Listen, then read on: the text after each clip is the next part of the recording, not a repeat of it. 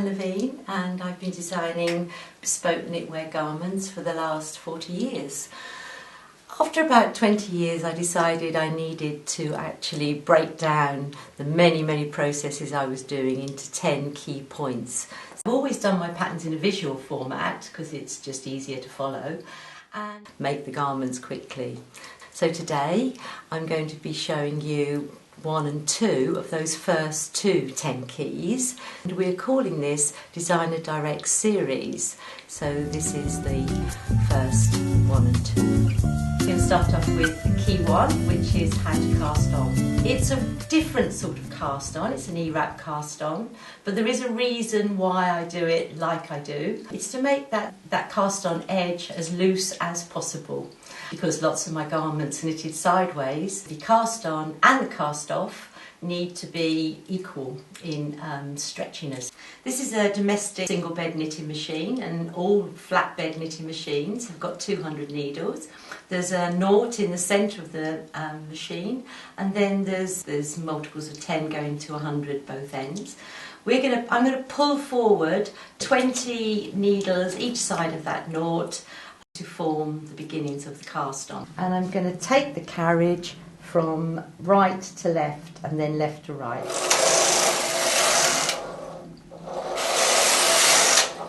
So what that enables to happen is that the needles, they've got little latches, and it makes the latches stick up, so it's much easier for the next process, which is I'm going to grab the yarn, secure it onto a clamp and start an E-wrap cast on. Pulling down to give myself a little bit of slack and taking the yarn in front of the latch and pushing the needle back, bringing the needle forward in front of the latch and pushing the needle back, and just making a nice straight line, trying to ensure that the needle head, this base bit of the needle, sits back. Just go along slowly, and you get to feel with your fingers that they are in fact level, and then you get quick at it, or quicker. If you're left-handed, you would probably find it easier to do the other way, from right to left, but I'm right-handed, so I'm doing left to right. Next thing we're going to do is take the yarn and put it into the carriage. So releasing the yarn, putting the yarn into the feeder. On this machine, which is a Knitmaster 323, it fits in number 1. Now I'm just going to pull the yarn so that it's tight and creates a bit of tension. Next step is to bring the needles forward, and then I'm going to knit a row, and I do this process 4 times, and I will explain why in a minute. Let's go ahead with the first step, which is bringing all the needles forward, holding them down, so you can do 1 at a time. It's to ensure that the stitches stay on, and this is the loosest cast on I can possibly come up with, or have come up with over the years. It just gives a bit more stretch. Get to the end, nice and loose. Then I'm going to put my hand on the carriage and knit 1 row, then bring the needles forward. I'm going to do this 4 times.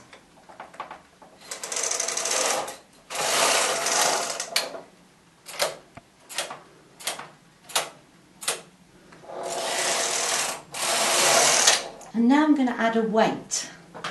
Because I've actually created a depth 4 rows, this is enough depth for me to add a weight. And I'm just going to pop it as low as possible, but hanging over the pieces that I've just knitted. Then I'm going to put one on the other side.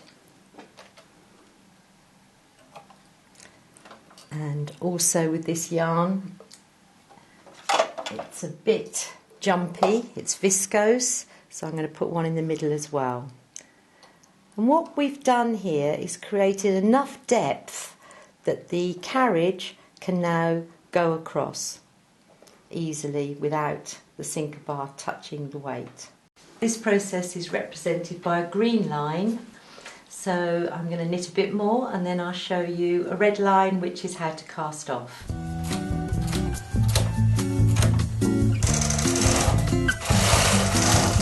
So now we're going to go to key 2, which is represented by a red line, and that's how to cast off. So first of all, we've got our piece of knitting hanging on the machine. We need to take the yarn out of the carriage. Give yourself a little bit of slack so you've got a nice loose edge. And now we need to use a transfer tool. We'll just be using the top of the transfer tool on this one, which has just got one eyelet. So, grabbing the yarn